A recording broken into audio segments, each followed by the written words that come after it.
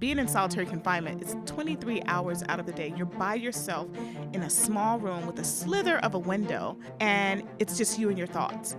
And I had thoughts of quitting, like, okay, I'm not going to be a lawyer, so what do I do next? I'm a mom. I have a baby inside of me. The shame of one day telling my child that mommy was in jail. And so all of these thoughts are crashing in my head, and I still held on to, but what if I decide to go back to law school? Can I really make it? I didn't want to live with regrets. So I said, when I get out, I'm going to try. I'd rather try and be denied than not try and then years later live with regrets. Like, what if I did go to law school? What if they did accept me? It really was that moment of solitude that I decided, when I get out, I'm going to try.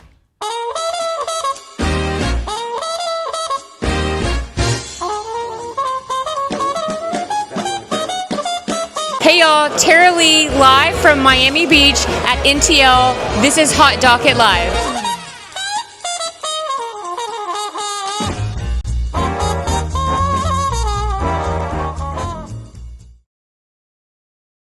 Welcome to the Hot Docket. I'm here with Tara Lee and Kaysia Earley from the Earley Law Firm.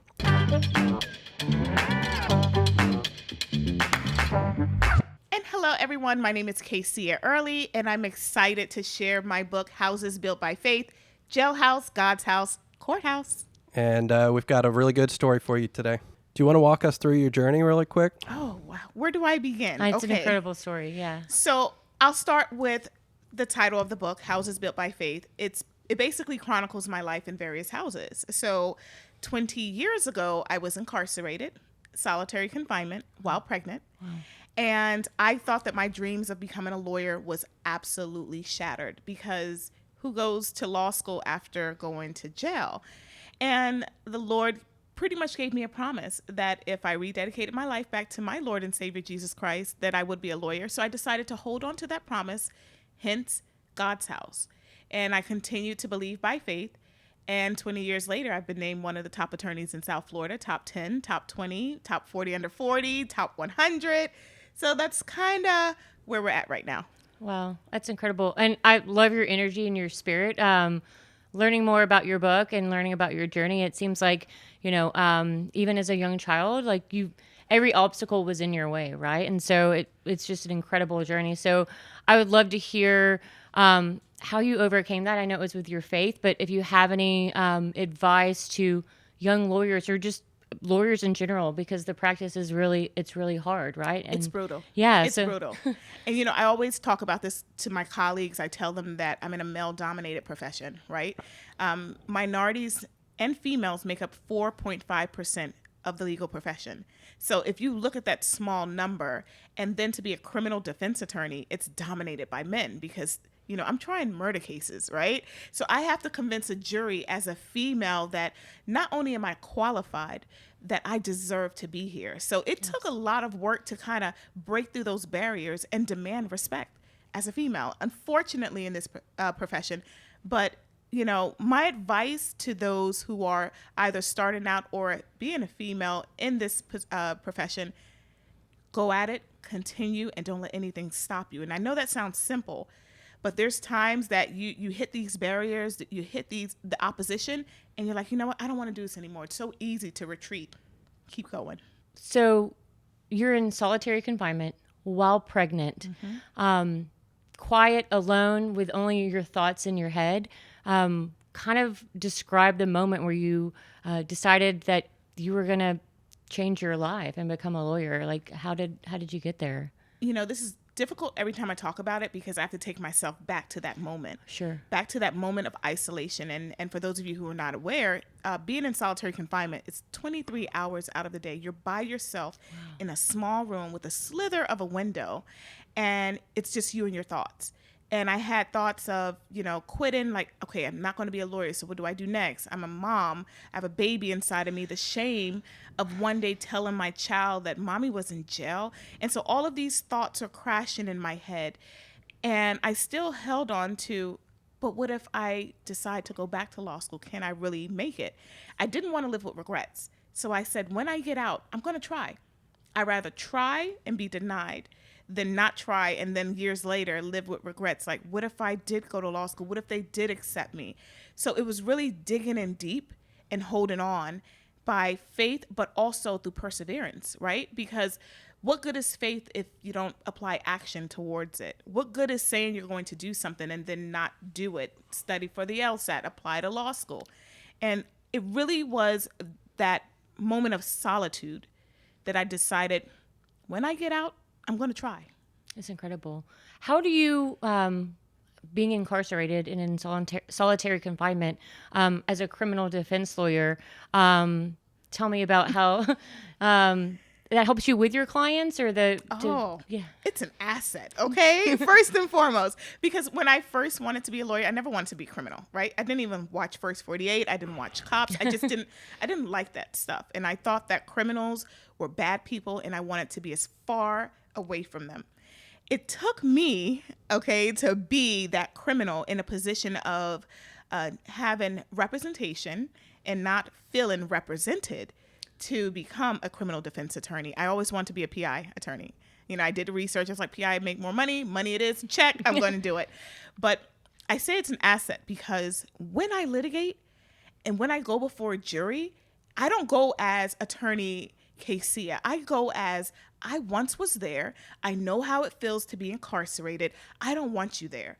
And the evidence suggests that you're really not as guilty as the state of Florida, I practice in Florida, is making you out to become. So it's my job to make sure the state of Florida proves beyond a reasonable doubt that you're no longer innocent and now that you're guilty. So it's my job to make sure they do their job. And so I just transform. Yeah. When you went through that process, were you happy with the legal representation you had, or was it a bad process for you? No, I was not happy.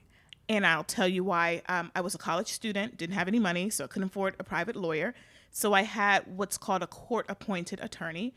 And he did not tell the judge that I was in college. He didn't give the judge any mitigating circumstances. So all the judge had was the police report, my admission. Okay, let me sentence you accordingly. And I have a great ending to this story, actually, because before the judge sentenced me to jail, he gave me a warning. And it's ironic because he did not know that I wanted to be a lawyer. And he looked at me sternly and he said, do not come back into my courtroom unless you're serving your civic duty as a juror or you're a lawyer. So I made good on that promise and I came back. I love that. So you were incarcerated. Mm-hmm. You went through that process. It was not a great process with your lawyer that was court appointed. You don't think they did a good job. At what point did you realize this was going to work? Because a lot of times too, you could go through all of law school, take the LSAT, and they could still deny it. How did you get through that process? Listen, you just said exactly what was told to me. So I get out of jail and I want to be a lawyer. So I take the LSAT, I sit for the LSAT, years go by, and I get a high enough score. So I start applying to law schools. And of course, you have to reveal that you were arrested. So I told him, hey, I was arrested years ago, but I do want to go to law school. Here's my grades. Here's my LSAT scores. Now, I got accepted to the law school, but I got accepted with a warning. And that warning was, we'll accept you. In fact, we'll give you a scholarship. You can graduate, you can pass the bar, but it's up to the Florida Board of Examiners to swear you in. So you're taking a huge risk. Are you sure you want to do this? So I really had to, again, it was me not wanting to live with regrets. I'd rather try, graduate from law school. And I thought to myself, I said, well, even if I don't get accepted to practice law, at least I'll be a lawyer. I could become a professor. I can, teach law as opposed to practice. So there was still an outlet for me, but I just didn't want to live with regrets. So I went ahead. That's another example of you putting a lot of faith into that process, right? Yes. And it took faith because my faith without actually working is non-existent, right? And so thankfully, I go before the board, and it wasn't an easy process because they literally, it was 3 board members, and they grilled me for 3 hours.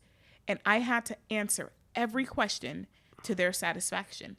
And a couple of weeks later, they approved me to be sworn in, but it was a grueling process.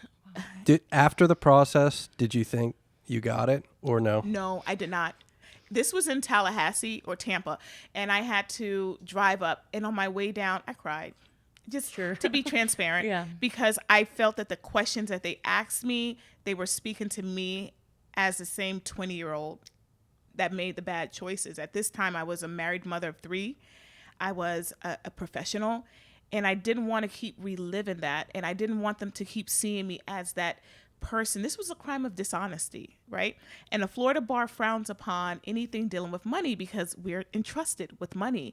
And I just felt like, you know what, I'll just become a professor. You know, at least I tried. But when I got that letter in the mail, it was validation. It was validation. Like, you're not that same person, and we trust you to move forward. And that same trust that the Florida Board of Examiners have in me, I want my clients to have the same trust. I will say the outlook you have on it is so positive. I Where know. at any moment you could say all this stuff I'm doing is not worth it. Yeah. But in your mind you're saying, well, I would just be a professor, or Yeah. I would have all these other outlets. Yeah. So it's such a positive way to look at it. I had to, because I was no longer a single college student. I was a mother of 3. And I kept thinking, I knew that I eventually would have to tell my children mommy went to jail, but at least I wanted to tell them after mommy grew from her bad decisions. And I don't even want to call it a mistake. It wasn't a mistake. I knew what I was doing was wrong. So I wanted to be in a position to show them that mommy did wrong, but look what mommy did afterwards. Here's one thing I learned about incarceration. People tend to look at a person who's been arrested or who's been incarcerated as the scums of the earth, right? And it taught me empathy because I was there. I looked at people incarcerated as bad people until it happened to me. I wasn't bad. I just made a bad choice. And I learned from it. So I want to teach others now as an attorney that just because you're incarcerated doesn't mean that you're guilty. Of course, you're innocent until proven guilty because our great Constitution demands it. And I teach the jury when they come in and I have to pick you to sit on my trial, I want you to know that my client is not guilty of these charges. And please don't look at him as such. Give him a fair chance. So it happened through my experience. So the next phase of that was the jailhouse and then God's the house of God. And then courthouse. So can you go into the next phase for us? Sure. So years later, after I graduated and was sworn into the bar, I wanted to give back. I was represented by a court-appointed attorney, so I started off as a court-appointed attorney. I did that because I wanted to represent the least of those, and I wanted to give them a chance at representation that was stellar to none. And so what I did from day one as a public defender, I made sure when I went to trial that the jury thought that I was a private attorney, and I treated my client as such, because sometimes you're punished just for being poor. And it was like redemption too, because I felt like I was the equalizer. I wanted to redeem what I went through on behalf of my new clients. So that was, a great experience being a public defender and then ultimately transition into opening my own law firm. When you were a public defender, how many cases did you have on you at any given time? These are such great questions. I'm going to tell you why, because this is what people don't know.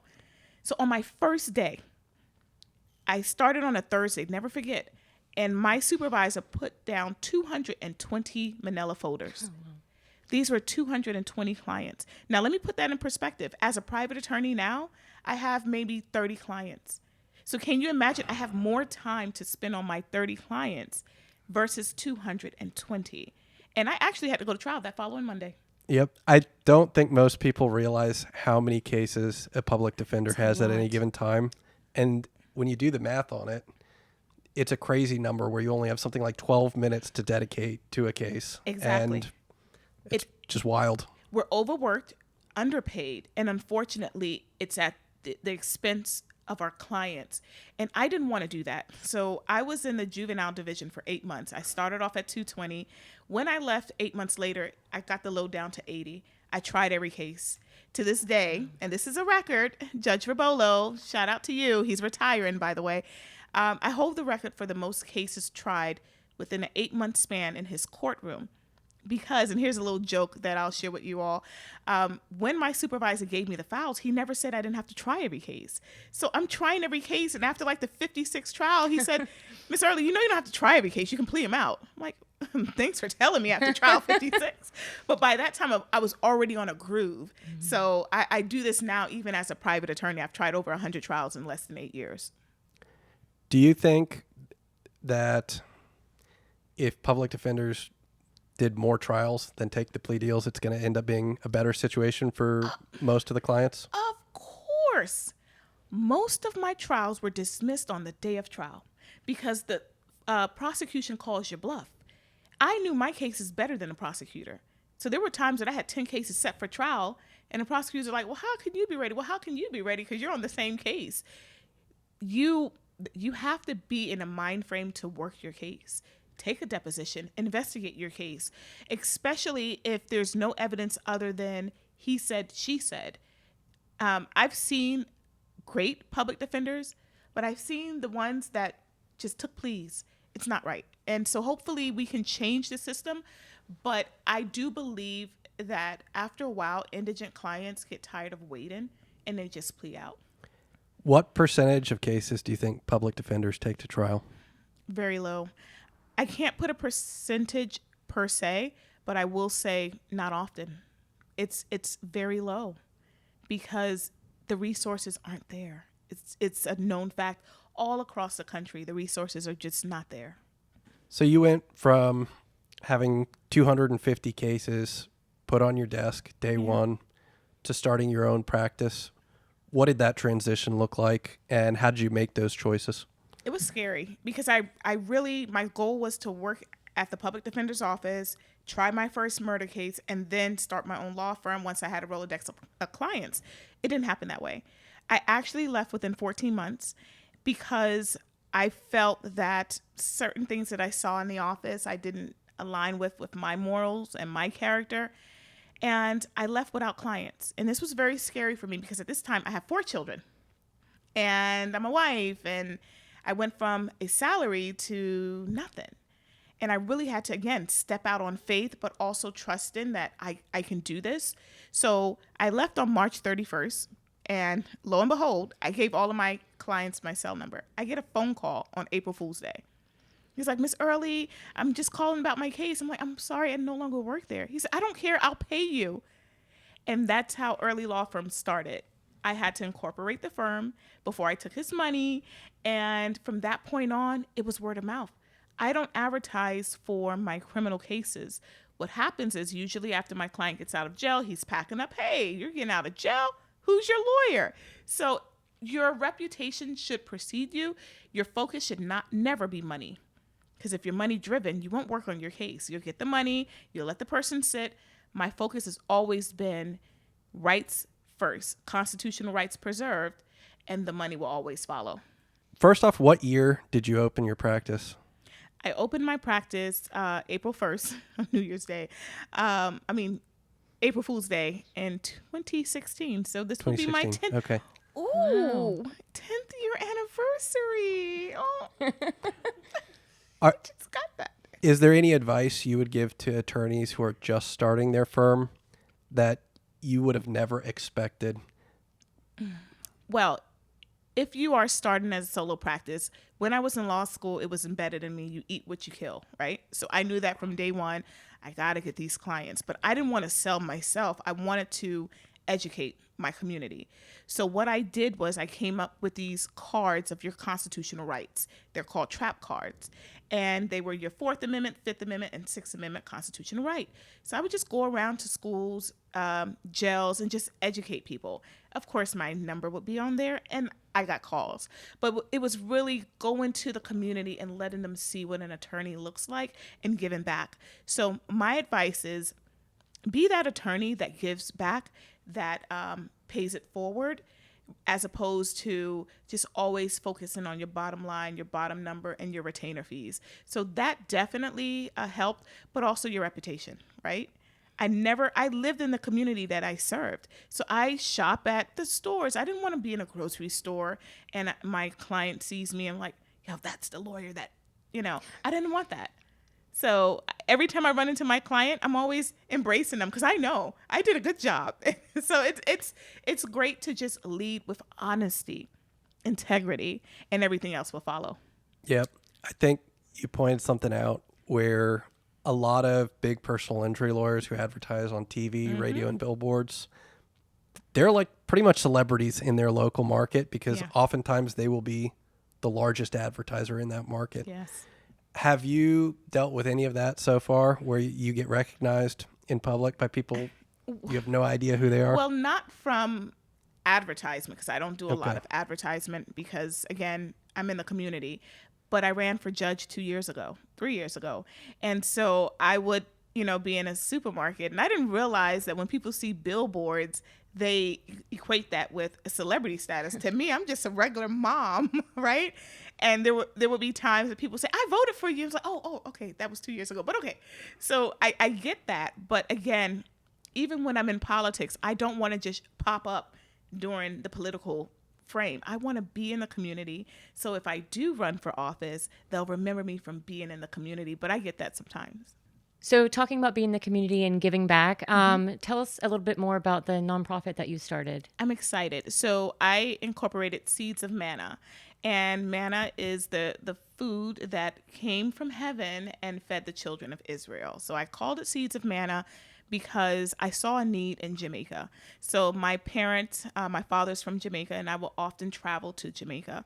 And I would go on the less beaten path, right? And I would go into the community and I would realize, hey, you don't have running water, or, you only have one pair of shoes, so you play barefoot because those shoes are for school. So my husband and I, we got back home one day. This is before the nonprofit started, and we would just fill up a barrel with food and ship it over. So one barrel turned into two, and we would just use our own money. And it went from using our own money to using the firm's money. And then I said, well, I have to find a way to do this and keep it going. And I incorporated Seeds of Manna, and we not only give non-perishable food, gently used clothing, shoes, cleats are very important because they love their soccer. Yeah. I'm realizing that basketball is important too. So this is near and dear to my heart. And then a portion of the proceeds from my book will benefit Seeds of Manna, and I'll actually be there. I go there every couple of months to ensure that not only are the donations given to those in the right hands, but I also teach the girls that no matter where you're at, if you're in a rural part of the country, that you can excel. Your mind can take you places your body can't go, and reading is fundamental. So I just try to instill that into the girls and the community. So I'm excited about that. That's incredible. Well, tell us, our listeners, where they can purchase your book. Absolutely. So the book, Houses Built by Faith, is available on all outlets, Barnes & Noble, Amazon.com, and it's also available directly on my website, KaysiaEarley.com. If you purchase it through the website, it'll be a signed autographed copy and comes with a bookmark. But this is a story of faith, redemption, and a testament that no matter what occurs in your life, because we'll all experience trials and tribulations and heartbreaks, as long as you persevere, you can make it. So I'm sure, being an attorney is not easy, right? And I know of a lot of attorneys that have gone through some struggles that they probably want to keep that private. But you've just really put it all out there and in a really positive way. So what advice would you give to someone that might feel shame or feel like, their mistake that they can't get past that? Just how to overcome that? You make a good point about kind of airing my dirty laundry, right? But once I told my family, it was already out there. So I continue to tell girls. I'm a mentor for Women of Tomorrow. I mentor girls on a daily basis, and a monthly basis I go to Marjorie Stoneman Douglas High School. That's the same school where the infamous school shooting occurred. And I teach the girls that rather than hide away from your downfall or hide from the shame of your past indiscretions, utilize it to encourage others, but be wise on who you tell, because we all have a testimony. We all have things that we're not too happy of what we did, and it's not to air everything. Sure. But sometimes that one thing can connect with someone. So I've never been ashamed of my story. Even when I ran for judge, I ran my campaign, not that, hey, I'm running for judge and this is the next step up the ladder of success. I ran it on, look where I came from, look what I've done for the community, and I'm going to do more even with my past indiscretion. So I'm learning that there's no shame and there's no fear, because if I'm afraid to share my weakest points, then I'm only strong when I do share it, because I take back the narrative. This is my story. So if I ever run for politics again, hey, you went to jail. Yeah, it's in the book. Read it. Yeah. You know, you got to flip that thing around. So it's no shame at all. I also think for law firms, the brand is a person. Yeah. And if that person is generic, there's no authenticity to it. So authenticity is the brand. He hit it. And here's why. So I told you I tried over 100 trials to verdict. And when I litigate, I like to talk to the jury, whether it's not guilty or guilty. Most of them have been not guilty, thankfully. But I like to get feedback, right? And so I remember one day, I came out of the courtroom and I thought the jury was long gone because I was just talking to my client. And it was one of the jurors out. She's like, hey, can I talk to you? I was like, oh, yes. Because normally they don't want to talk to you. So she waited for me. I was like, okay. So I'm thinking she was going to say, oh, you had a stellar closing argument or you were sharp. She said, baby, those red lips were absolutely beautiful. What's the name of that lipstick? I'm like, what? But here's the funny thing about it. No, and this is what I want to bring together, because as a female, you're taught, even in law school, gray suit, brown suit, black suit, or blue suit, dark colors, right? And I remember when I first became a lawyer, I'm like, I'm not wearing that. I'm always vibrant. But that morning, I never wore red lipstick before, because I'm like, they told you that's unprofessional. And I just said, I'm wearing it. And it was a statement. So for the juror to find my client not guilty and I wore the lipstick, it showed empowerment in my decisions, because it was still professional. And I always tell that story because it's the brand. Like you said, you're selling your brand. And is your brand authentic? Right. And they felt that authenticity in me when I was pleading that my client is not guilty. And here's why, with the red lipstick on. I love that. So that's a good point that you made, Andrew. Thank you so much for your time. This was incredible to hear your journey in person. Your spirit is incredible. And I hope it touches a lot of people like it did for me. So tell our listeners where they can find out more about your practice. Absolutely. So Kaysia Earley, on behalf of Earley Law Firm. For more information, you can visit me at Kaysia, Kaysia Earley, Earley, on social media. Same thing, Kaysia Earley. I'm excited to be here, and it was a pleasure just to share my story and my passion for the law and the community. So thank you. What is your favorite podcast? Hot Docket by Mean Pug. That's exactly what I wanted to hear. Thank you for watching Hot Docket live from NTL Miami.